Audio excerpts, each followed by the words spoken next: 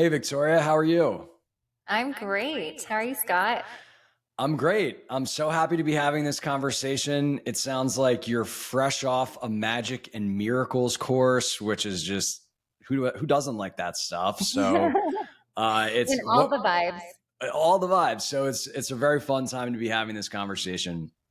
I think to kind of frame things up, it would be amazing if you could give a brief background on kind of your history. And maybe we could start just in the context of us meeting, which was the tech industry, and how you got to where you are today. Yeah, so we met when I was a venture capitalist. So I used to be an investor. That was my first job.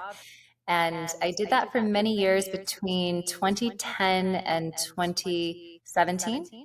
And then since then, I've left venture capital to become an executive coach, a leadership coach, and I still work primarily with entrepreneurs. And we work on their business, but we also work on everything. So, whether that's fulfillment, health, wellness, spiritual development, personal development, their leadership, really anything to help them make their dreams come true, essentially, in every area of their life. And before that, I grew up in Los Angeles, California. I have a business degree from Harvard Business School. I went to Yale undergrad, and yeah, and I've been loving what I do. I'm so glad that I pivoted and found something more aligned. That's amazing. And walk me through what was that inflection point where you decided that, the glitz and glam of venture capital might not be your true calling, and this area that you're currently focused on was something you wanted to explore. I think the seed was planted when I hired my first coach in 2013. So 10 years ago, I hired what we would call a life coach. And I've since hired over 25 coaches. And those include business coach, money coach, sex coach, health coach, like every kind of coach under the sun. And I think that it was maybe inevitable once I got into coaching and became a power user of coaching that this was clearly my calling. And that's something I was really drawn to.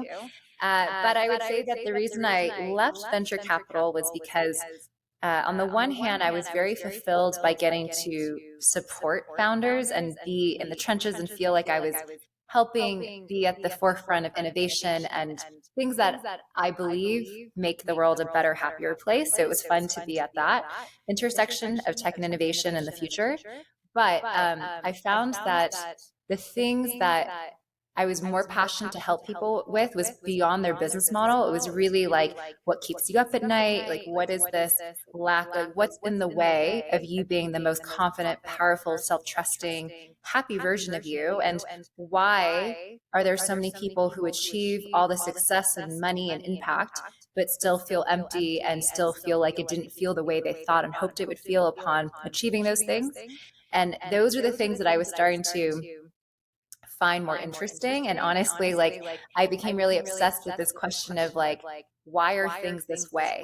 Why is there this rat race? Why is there this hamster wheel? Like, why are we all on this thing and no one's asking questions and no one's, reporting back on the other side to like warn us all that it's a trap? Like, I became obsessed with that. And then when I left venture, I didn't even know that I was going to be a coach, but I did feel that I was starting to have this existential awakening and desire to find a way to serve and a way to answer this question and a way to play a part in hopefully creating a new paradigm of what leadership, power, wealth, success can look like on the planet so that it comes from a more healed, conscious place. And what kind of solutions we might come up with, and how might wealth be distributed differently if it were in the hands of more conscious, healed humans.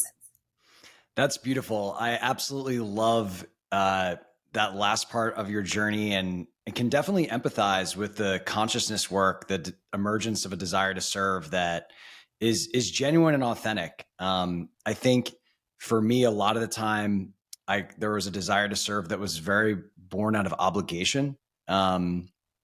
And what I notice amongst a lot of my peers and in myself is that when you start to do a lot of the healing work, all of a sudden it's almost like it's this inspired desire to serve, which is a very, very different context. It has a very different texture. So that's amazing to hear that you had a similar experience yourself.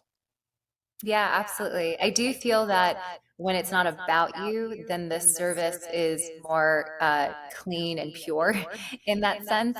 And it's not trying to be significant or find some meaning necessarily from that service, but really just trusting that you could be anonymous. Maybe nobody will ever know the ways that you've made a positive difference. Yeah, absolutely. I think of all those amazing anonymous donors that you occasionally read about, and it's very, very beautiful when that happens. I heard you mention on Chris Voss's show that you had somewhat of a spiritual awakening coincident with this. Was there anything that catalyzed that for you, or is that something that you'd be willing to talk a little bit about? Yeah, I would say that I already referenced it a little bit, but it was like looking around at my classmates at Harvard Business School and the tech founders that were technically billionaires, and just feeling the sadness and the emptiness and the void that I could very tangibly feel in their presence. It was like they were seeking something to fill the void, but they were kind of looking in all the wrong places. And it was just so strange to feel that we could all be out at a party, putting on a smile, acting like we're all kind of having fun and a temporary distraction and escape from actually like the emptiness that we couldn't fill with any party, any fun, any success, any money, any impact. And that experience of feeling like I was seeing it everywhere around me. And I kept thinking, gosh, if this is how these people feel who are, whatever the 1% in terms of success, money, impact, then it really felt like the blind was leading the blind if like the rest of society looks to these humans as like made it and having the very thing that everyone else is striving for, and yet not feeling like there was any pot of gold at the end of that rainbow, and yet we were all kind of climbing the same mountain with no peak essentially. And that was, I think, the beginning of the catalyst that, yeah, what catalyzed my spiritual awakening. And honestly, once I saw it, I felt a little depressed, I would say. I might just say I felt depressed by it. Like it made me feel really sad, especially when it was friends of mine, like people who I really care about. And I could feel the connection emotionally to, wow, these are some of the most on the outside look like they have everything one would dream about. And yet on the inside, because they're friends, I can tell that there is a pain and a void and a suffering that they might not even fully acknowledge and recognize is there. And it made me feel kind of distracted from work after that. Like, how can I go into my job when the people I love and care about are all secretly kind of dead inside? And we're all pretending like it's not happening. And we're all kind of just like, I don't know, filling our time, distracting ourselves so that we don't look at this weird phenomenon that's going on. And I think once I saw that, I couldn't unsee it. And it made me feel like my job as it stood was not contributing and helping the problem. It felt like it was just keeping me a little bit disconnected, helping, people like our LPs make more money. Like, yeah, there are just certain things about it where I'm like, I don't think this is it for me. Like, I don't think this is how I'm going to help people on their journey. And I also read The Alchemist. And I think that book was also a catalyst. So my company, even though I go by Victoria Song on my website, like my legal company name is Alchemist Ventures. And I really felt that I'm helping people on that journey, the personal legend, whatever you want to call it, but that journey to heal, that journey to freedom, that journey of making their dreams come true is what I'm all about now. That's so beautiful. And thank you for being so vulnerable and sharing that with us. I know that sounds like that must have been pretty heavy stuff to go through while you were going through it. But as you know well, it's often those experiences that allow us to serve and create the opportunity to serve. And, one thing I want to talk about is you mentioned you kind of worked with 24 different coaches, healers, different types of people in your life. I'm sure many more if you integrate the healer category and body worker category. What were the primary tools that had a formative impact on you that you've brought into your practice that I know you've talked about in some of the things you've written, like your book? Yeah, so many. So first of all, a huge part of my unlock when my own healing journey was realizing that intellectually understanding concepts is very different than healing on the somatic level, and how, the body keeps the score, that concept. That piece of it, so working with somatic coaches, um, learning how to help people process their emotions and release energy patterns in their system, learning how to calm the nervous system, those were the teachings and modalities that I most now integrate into my work. And so whether that's breath work or actually like helping people go back to releasing from their somatic memory trauma from their body, or helping them feel through, integrate, and process emotions so that it's not an energy stack that's frozen in their system. Those are the things that I now like focus on in my work. And aside from that, I would say that there's also a huge piece around perspective shift. So I think some of it's mental, like how do we appreciate what we have versus only think we don't have. So there's definitely some, you know, reframing that we can do mentally to help with that. But I also feel like there's a lot of heart wounding that we carry. So whether it's a fear of disappointment or actual trust wounding because we've been betrayed, or because of not getting love in the way that we needed from our parents, we felt like maybe a lovability wound or an enoughness wound. These were all like barriers around our heart that I believe essentially keep us from being the courageous, self-trusting, most confident version of us to go after our dreams. So a lot of my work now is, yes, I give you the leadership tools and the one pagers and help you be a better communicator, give you feedback. But I find that healing is the most powerful, sustainable results because the results are infinite. Like when you heal like a worthiness wound, it doesn't just impact your leadership, it impacts your ability to connect intimately in romantic partnership, it impacts your parenting, it impacts your friendships, it impacts how big your visions are for the future. There's so many things that are unlocked for somebody through healing that maybe just giving them like a strategy or a tactic is a bit of the tip of the iceberg. I imagine a lot of people probably come to you for the tactics and they stay for the healing, right? They come for exactly the strategies, right, and they stay for the healing because the power is, like you said, it's truly undeniable.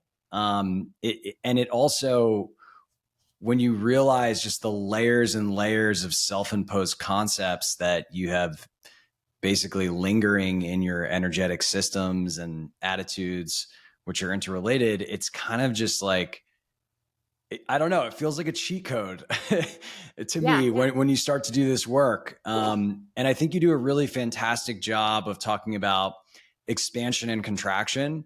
And one of the things that I love that you said is this idea that, like, I definitely want you to define those, but I think the concept of, if you only focus on expansion, you're bypassing what needs to be seen and capping the upper limits of expansion. And it's kind of like the shadow work. I think some people get really excited about it because they recognize it as a lever for massive growth. Other people shy away from it. And I think it'd be really cool to help you talk about that polarity and why both sides are very important. I love that you said that because I often get readers who take my courses and they're like, okay, so how do I stop feeling contraction? I'm like, no, you missed the big point. Feel the shit out of the contraction. Yeah, exactly. Yeah. So, something that we can just discuss here is like contraction is as simply as if you thought about the last week and something that happened that didn't go the way you wanted it to. Immediately you notice that your body is a little bit tighter, your breathing maybe gets a little bit more shallow depending on how intense the event is. Maybe you're even reliving it right now and you're noticing like, ooh, my palms are starting to sweat. I'm starting to feel like tightness in my chest, and just generally like, I don't like this feeling in my body, right? Like this is a place of contraction where I feel that our nervous systems are easier to trigger into fight-flight response from here. This is also when we start to doubt ourselves, judge ourselves, worry about the other shoe going to drop, worst case scenario plot, like all of this kind of I call contractive thoughts, feelings, and actions. Like this is what puts you into a state of contraction. And it's very natural to be in this state, especially as an entrepreneur, because there's so much unknown, so much uncertainty that you can't help but like want to tightly grip your reality. So there's this constant grasping that happens as an entrepreneur and this constant fear of, what's going to happen next. Like, I don't know, there's so much uncertainty. So it's so easy to be living and breathing from contraction. Whereas if I asked you now to feel into a moment of the week that did go the way you liked, or maybe you're grateful for something that happened, I immediately see you smiling, right? You feel like, oh, okay, this feels good in my body. I like this. My like shoulders feel like they go back. My breathing is slower, deeper. My chest opens up. I feel happy. I feel excited. I feel hopeful, right? Like this is a state that actually allows us to be more creative, more in our flow state, more in our peak performance. And this is a state that I help my clients stabilize so that becomes their default state. Because I do think that all of us have opportunities where we access expansion, but we usually go back to a contractive state. And so part of the work is how can I feel through all the contractions so they can be processed and released? And then I can raise my upper limits on how much joy, opportunity, money, impact, gratitude, fun, pleasure I can let into my life, because I'm actually doing the hard inner work of feeling through and releasing the contractions. And it's really right on the other side. But the problem is most people don't want to feel the contraction because it doesn't feel good. It's not pleasant in the body, but that's actually the cheat code, the shortcut. Kind of like I used to play video games like, what do they call the race games? Like the Mario race games where you can like jump off rainbow path and like, that's right. Yeah, it feels like that. It's like you find these little egg, what do you call them? The surprises, Well, what's the word? I just think of that Easter eggs for guy shortcuts. It's like that Koopa Troopa beach where you shoot through the cave and you cut everybody off. It's all about it. Yeah. It is that. And it's so brilliant once people allow themselves to try it. But most people are like, tell me there's another way. I don't want to go through the underworld and feel my emotions and process things I don't want to look at. But then they're really living in a smaller reality if they're not willing to go there and feel through the contraction. Yeah, definitely. And the interesting thing about the experience too is once you start to get accustomed to this, then finding and discovering the contractions actually becomes a huge game. It becomes something that's very fun. You're like, ooh, I caught one. Like, look at that trigger. Look at that, like getting upset. Yeah, exactly. It's like, oh yes, I was pissed. Yeah, totally. Like, oh, I screamed into the pillow. I did a good boxing class. Yeah. It's so true. And then I think there is somewhat of a shadow side that can develop with that, where you can become so hyper vigilant about your growth that you actually don't enjoy as much what you're doing beyond if it's not related to growing spiritually, which is certainly a trap that I have fallen into. So, all things need to be exercised in somewhat moderation, I guess. Hold it all loosely. There you go. I want to talk about the topic of your book is compelling as hell, with the title Bending Reality, and this idea that we as beings have the opportunity to influence the sequence of events around us, the matter around us, in ways that extend beyond simply doing things, right? Which is kind of a very linear paradigm. I would love to hear you talk about how you work with clients to bring that into existence. And if you have any cool examples or stories that inspire others, I would welcome those too. Absolutely. Yeah. So it's my belief that when we are in an expansive state, we are most able to bend our reality to get what we want. So we can literally bend the odds in our favor when we're in this expansive state. And what I have found is that most people have been unconsciously bending their reality out of their favor because they've been operating from a contractive state. So when founders and entrepreneurs and really anybody today, I work with artists and creatives, I work with really anyone who wants to learn these codes. I help them examine their life and see how their reality has been a reflection of these contractive thoughts, which we call limiting beliefs, these contractive emotions called emotions they're avoiding or numbing or not feeling. And then contractive actions, which just means like when you're doubting yourself and you're afraid, or you're feeling shameful or guilty, or you're feeling sad but not feeling it, then chances are you're probably not dreaming as big as you could. You're probably playing a little bit smaller. You're probably not as courageous as you can be. You're probably not fully in your personal power. You're not as self-trusting and confident as you can be. So naturally, the results that are a byproduct of not being confident, self-trusting, and personal power means that you're probably not getting the results you want in your life. To me, everything we think we want, whether that's success, money, impact, love, connection, those are all byproducts of us becoming the most expansive version of us. So really the most fulfilled, joyful, confident, trusting version of us. That's how we access all the things that we want. And so in my book, I give so many tools and practices for how to identify contraction and then process and release the contraction from your nervous system.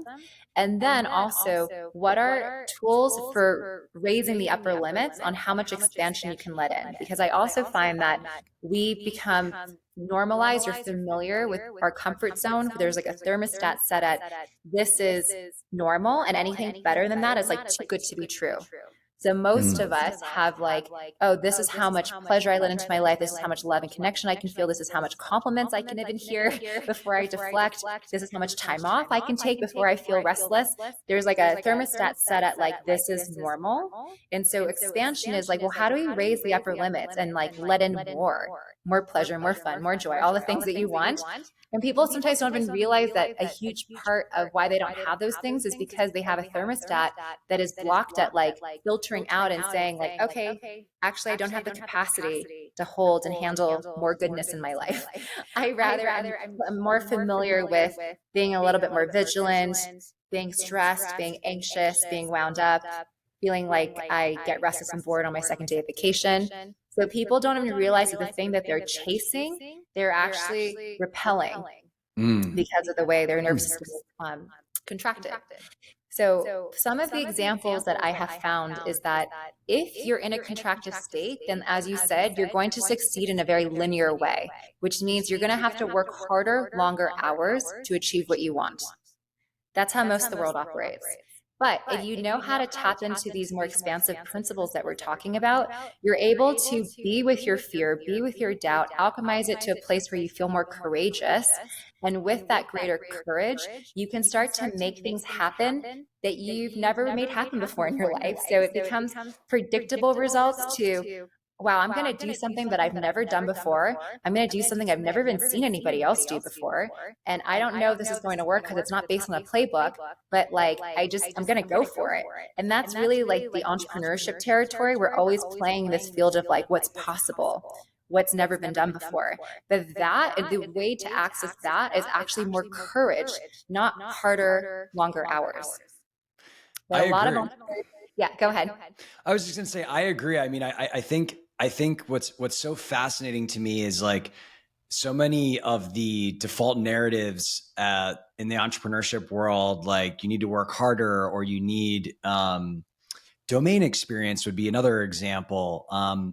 All of these they effectively discredit the infinite creativity and possibility of the universe, or whatever you want to call the highest power. And it's just a very different experience. Like I think about it all the time where it's like, yeah, I guess you could effort like crazy, right, to get something, or you can and kill your health and all your relationships and succeed at all costs. Yes. Yeah. Or like there is actually an alternative path where these things you can be put into this flow of life where it's almost like life accomplishes itself. Right. Yeah, and you're just in the flow. Exactly. And it's so profound once you finally get in touch with it. I just love that you're out there advocating for this. Yeah. So some results, just to make it tangible, like I have an artist who's been working with me for years. When she found me, she was doing the like, hourly consulting pay and struggling to make $36,000 a year. And even in that case, she was getting startups that were like delaying payment, and just the whole thing was a mess. Like, so she was being underpaid and not even being paid on time. And sometimes they were like, after we raise our round, we'll pay you, right? So she just wasn't getting paid. And then in 6 months of working together, she got offers, and now she's making over 7 figures in like literally 6 months, because she changed her paradigm for, oh, I need to work harder, longer hours, and brute force try to make things happen, to what if I do the healing work and release the contractions from my system, play in this more expansive field, where I believe when you're playing from an expansive place, you access the quantum field, you're able to play on the wavelength of all possibilities. And from there, she was able to develop the courage and the confidence and the self-trust to know her worth and to dream bigger and to go after opportunities and hold herself in negotiations in a way where, a CEO is saying, hey, I want to give you this kind of an offer. And that paradigm does not exist in the just work harder, longer hours. There's no way to go from $36,000 in hourly pay to a 7-figure offer if your answer is just to work harder, longer hours. I agree. And one thing that I would love to get your perspective on is this concept of thinking bigger, because I think it's a sexy idea, right? Like, a lot of entrepreneurs and people are like, all right, I want to be bigger. Like, should I go just read about Elon Musk and Steve Jobs? Like, how do I actually break beyond my unconscious limitations that I have placed on myself without even knowing it? What are the mechanisms or ways that you help clients do that and get out of their own way? Yeah. So one thing that I take my clients through is connecting to a sense of a mission statement or context for why what you're doing is not just good for you and your family and friends, but it's good for your customers, it's good for the planet, it's good for the whole ecosystem. Because I find that when we can connect to how this is good for me, you, and us, your elevation and perspective, and also your speed at which you can manifest things, because I think that life almost wants to co-create things that are good for everyone. Like, your speed of manifestation and your ability to dream expands when you think about how is this not just good for me, but it's good for millions of people. So that's one thing that I help clients with. It's not just like, okay, how does this solve a problem? Because that's very myopic, but it's how is this making possible whatever your customer able to live more fulfilled, sleep better, like whatever the outcome is, connecting to that mission. And then the other thing I believe that gets us a little bit stuck in myopic is when we are too focused on having to know with certainty, kind of like the answer now. It's a little black and white, right? So one way of thinking about this, and this is a little bit of an oversimplification, but if you think about like your left brain, right, your logical brain versus your creative brain, it's like our left mind, our left part of our brain, my belief is that that's the part of us that collapses the wave in quantum mechanics to a event, a particle. So we took like infinite possibilities in the quantum field, and the need to measure it, label it with certainty and definitively, logically analyze it, is what takes something that could have been anything and collapses it down to one event. So one of the things I do help my clients do is, how do you make your left brain not so dominant so that you can also let in more of your right brain, which is your creativity, your imagination, your intuition, your emotional state. So your right brain is more your subconscious state.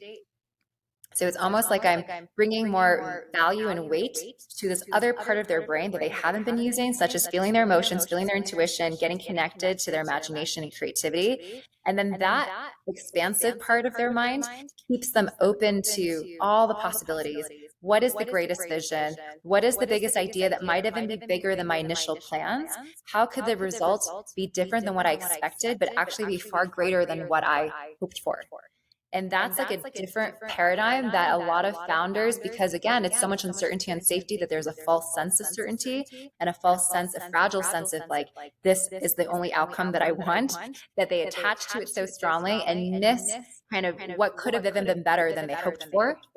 And that's actually the masterclass I just taught on Magic and Miracles. So part of it is really helping you train to stay open to all the possibilities that exist on the wavelength, so that you're not prematurely or too smally collapsing all the possibilities down to what you think is the best outcome.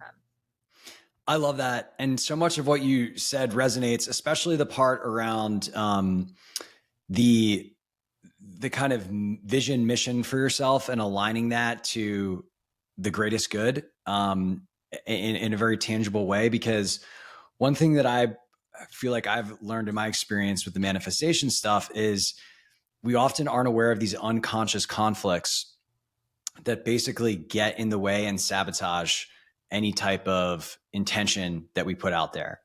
And when we align, like I'll give you a really good example of one. Like I had lots of programming around the idea of even being rich, like making a lot of money is like greedy, right? And I didn't even know that until I really kind of had to go there. And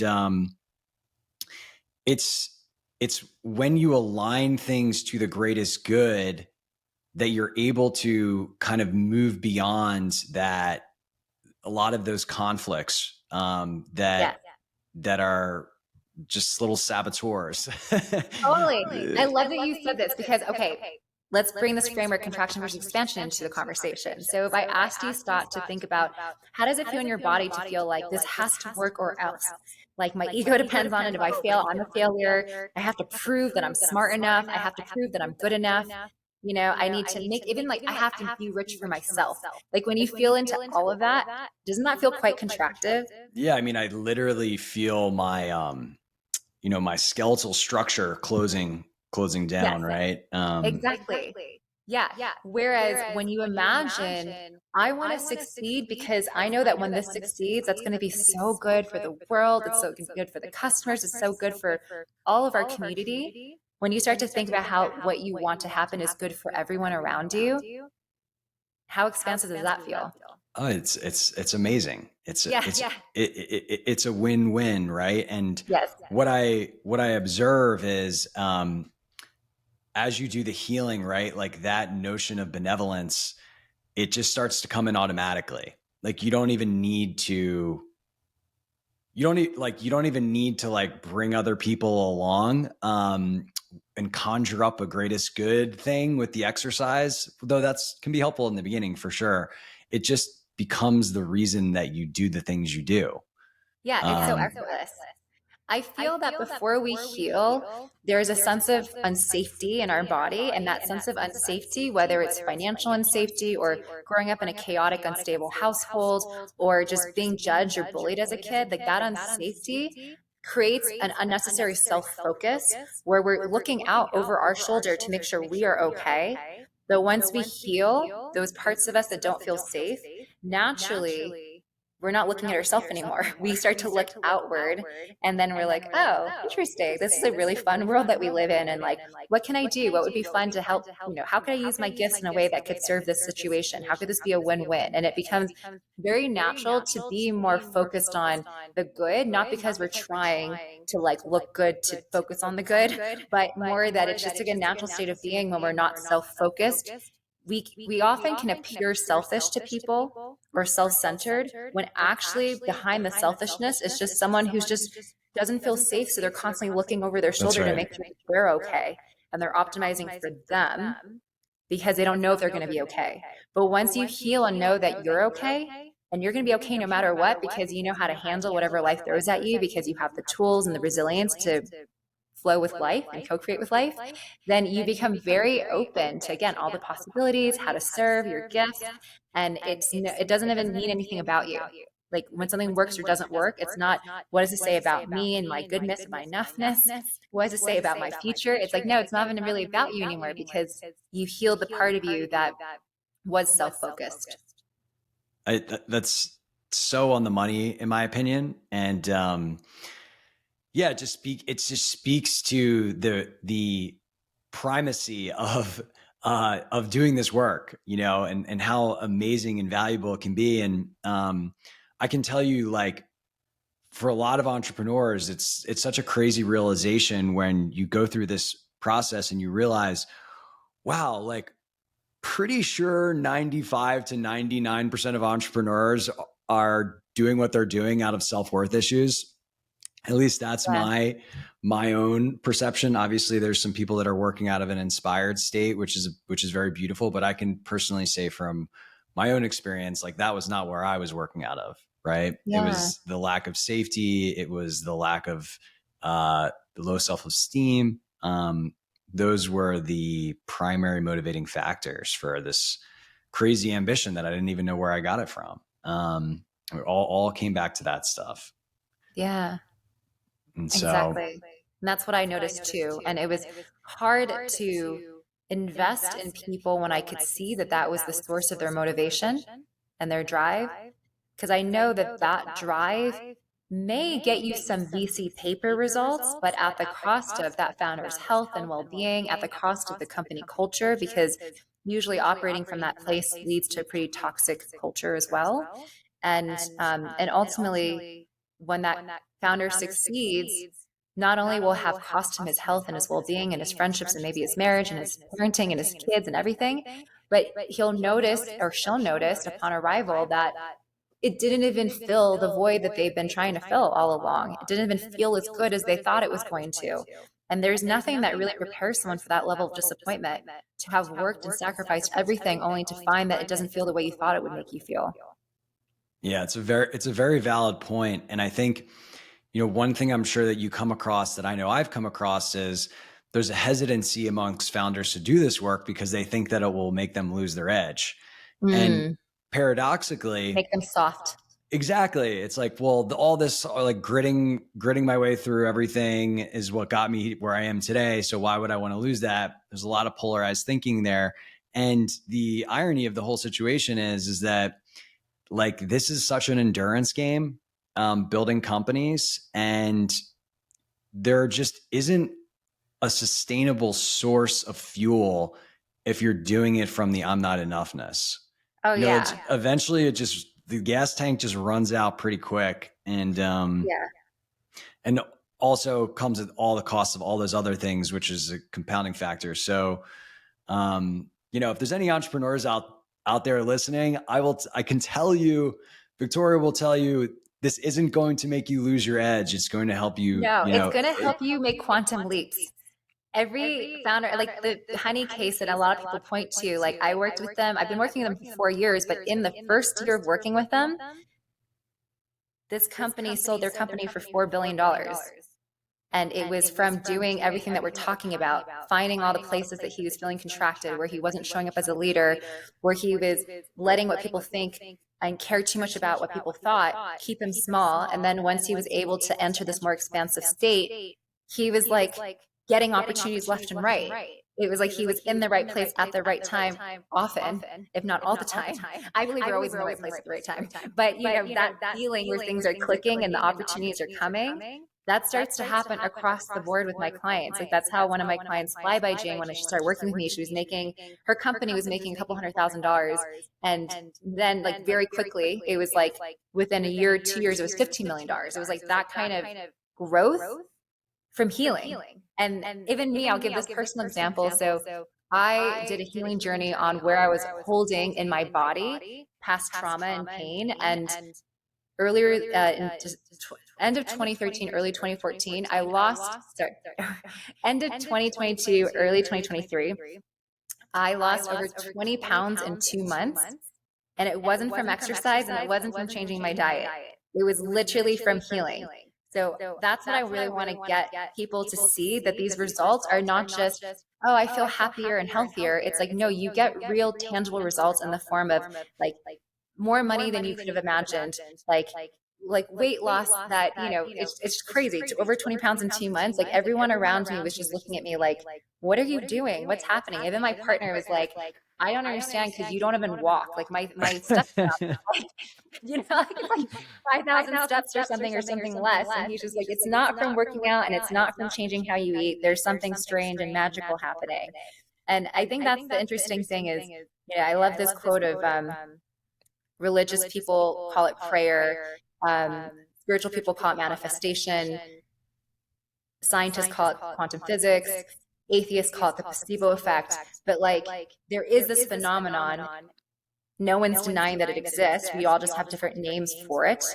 Witches call it witchcraft. But like essentially there seems to be some phenomenon that makes quantum leaps, collapses time, makes things happen in no time at all, helps us manifest reality. bend our reality. Like there clearly is a phenomenon we just don't quite understand. Scientists don't understand it, and everyone has a different name for it, but it works. It works. And if you got to believe in it for it to work, in my experience. And one of the things that I was actually just reading this book called Vibrational Healing that kind of connects why you might have experienced that change in your body when you did the healing work. But it discusses how when there's a phenomenon that exists that's very visibly clear and we can't prove it, that means that it's actually a dysfunction of the system that's trying to prove it, not it's not it real. It shows a right? limitation of our measuring instruments. That's exactly right. That's exactly right. And so, it's why I've become, my relationship with science is so funny. I used to like let it lead my life. And now I'm just like, man, science is like the second grader. You know what I mean? They're just like, and that's not to discount a lot of the things that are coming from, but it's like, if that's the bounds of what you believe in, boy, you're going to have a limited experience. Yeah. There's clearly so much that we don't understand. There's a mystery, there's an unknown. So to me, it's not even that you have to be religious or even call yourself spiritual, but can you even just have a connection and relationship to the unknown? Have a relationship with, the mystery of the universe. Have a relationship with the idea that maybe there's something that connects us all. There's some collective consciousness and unconsciousness, and maybe we'll never understand it. But even just having the humility to be okay not having to understand it, maybe accepting that there's some things that are greater than our minds really to understand, kind of like how our brain might be limited in its measuring capability. Well, maybe we can't wrap our heads around what is this greater mystery. Yeah. And I think, at a certain point that actually becomes part of the joy, the fun, right? And I think you can start to move to a place where the unknown represents a curiosity of like, wow, like how will life unfold in a way that delights me or surprises me or exposes its infinite creativity. Yes. Like as children, we have that awe and that wonder because everything is new. And then as we become adults, we think that we understand everything. So there's like less surprise. But if we remember that there's actually a whole world out there of mystery that we still don't understand, then we can reconnect to that wonder and awe again. Absolutely. One question that I wanted to ask you, so you talked about being in the right place at the right time. What is your perspective on the interplay of reality orchestrating to kind of meet those intentions that you described versus reality orchestrating for our healing and consciousness evolution? I think it's both and. I don't think it's either or. I feel like, there's some expressions that say the universe teaches you the same lesson until you learn it. And I think that is on some level accurate, because what I believe is happening is that just as nature is seeking our highest evolution, our life, nature is seeking our highest evolution through healing and growth and evolution. So we are meant to heal everything within ourselves. And if we aren't consciously trying to heal it, then the universe will be like, here, let me throw you back in the same script and the same role. We're different characters, but it's the same situation until you get the lesson, realize the thing, grow in your personal power, speak your truth, whatever it is. But how can we help you rise to the occasion? And if you don't do it this time, don't worry, we're going to give you infinite opportunities, because we're going to keep sending opportunities that help you rise and grow and evolve. And so I do feel like that is a huge part of it as well, is like it is seeking our highest evolution and our growth through healing opportunities like that. And then I also feel that on some level we have a fate and a destiny. Like I do feel that each lifetime our soul has like a life theme or like a mission that it's up to. But then there's also obviously like free will as well, as far as like, do I want to fight it? Do I want to resist my alignment? Or do I want to find the path of least resistance and sort of ride the flow of synchronicity that is life? So depending on how much I try to hold on to grasp what I think is right versus see where I'm being guided and developing this relationship of co-creation, then you do access, I think, kind of your highest destiny. You kind of get the shortcut where you're like, okay, bring it. I'm ready. I'm ready for the highest destiny of my soul this lifetime. And when you really click into that, then you start to be able to ride these waves and know how to process your emotions and feel through the contraction and trust and surrender and feel that there's also this, this source or something that's bigger than you that you can trust and feel like led by. And then it does feel like over time you access a shortcut, you can call it, where things start to feel easeful and you start to move through your life with much more ease and speed. Yeah, I love it. And I have a very parallel experience to that in my own journey, where it's like, once I started to trust that and lean into it, things did start to come together with ease. And that was kind of the lesson in itself. And I always think of I think of the Jesus quote where he talks about like, seek the kingdom of heaven within, and all things will be added onto you. And it's kind of, people, whether you're a Christian or not, we're kind of referencing the idea of, seeking that communion with your highest self, and that actually being a huge unlock for the material things in life that you care about. It's just such a profound thing. Yeah. Our healing is the best thing we can do for anyone around us. Absolutely. And I think too, like, what I love your answer of both and, because that is also my answer. And which I think when you get on the consciousness path, you realize just like how everything is kind of both and the polarities are just stories. Yeah, the dualities, it's just the tension, the complicated tension you just need to accept and hold. Yeah. And I think, for a lot of people out there, that I think a lot of my audience and a lot of people out there are people that have been on a pendulum that I was on, which is like, okay, it's all the material. It's all, have a startup, sell it, do this, blah, blah, blah. And then it's, wait, no, actually it's all this inner game. It's all about this inner game. All this is an illusion. Like, it's not worth any of this. And then what you realize is like, wait a second.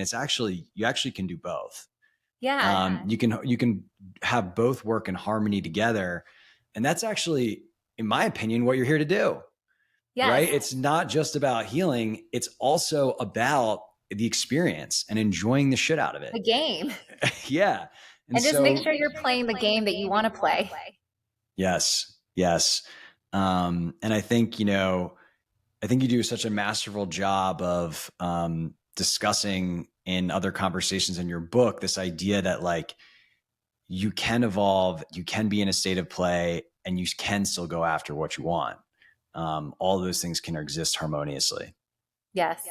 Yeah. What I was just telling my magic and miracles clients today is that just because you play doesn't mean you become hedonistic. It just means that you remove the unnecessary resistance of when everything has to feel so hard. So hard meaning like the self-doubt, the judgment, the second-guessing yourself, the not trusting yourself, the playing small, the fear of failure, all the contraction created. That's the part that is actually keeping you from the dreams that you want. Doesn't matter how good your playbook is if you're lacking the confidence, self-trust, and courage to go after your dreams. So that is why it is the inner work, and it is creating this sense of joy, fun, and love for what you do, so that you can be like that athlete who, even though they're high performing and they're playing the hardest they've ever played at a game, it feels good. It doesn't feel resistant and hard. Or like the engineer who loves problem solving. So, they're not like, this is so hard. They're like having fun. There's no resistance to their working. Yeah, I think it's a beautiful and powerful metaphor.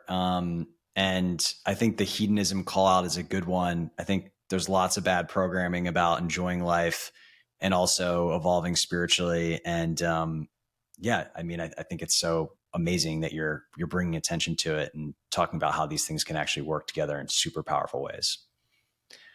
Well, Victoria, I could talk to you honestly about this for probably all day. But I want to be mindful of your time and everybody's time. So let me just say that we're so grateful for you just coming on the show, dropping lots of inspiration and knowledge. I know you have some fantastic programs and resources out there. I want to make sure that you give the opportunity to share those with the audience in case people want to learn more about you and your work. Thank you, Scott. Yeah. So My opportunities can be found on www.victoriason.me. And I have my Bending Reality Advanced course. So for anyone who loves the book, like you, Scott, who wants to dig deeper into these concepts, I have a course for that. And then I also have so many master classes that are on-demand self-study as well. And those are on quantum leaping, bending the odds in your favor, how to play on this frequency of magic and miracles. So everything that we've just shared, if you want to access like a higher altitude to life, if you want to access a new paradigm where it's not about working harder, longer hours, then I have so many resources on my website that you can plug into. Guys, don't be silly. Go to the resources. You know you want this goodness. But seriously, thank you everyone for listening. We're grateful. Hopefully this conversation was one that you learned some things and got some inspiration. And thanks again, Victoria. Thank you, Scott. Thanks for inviting me.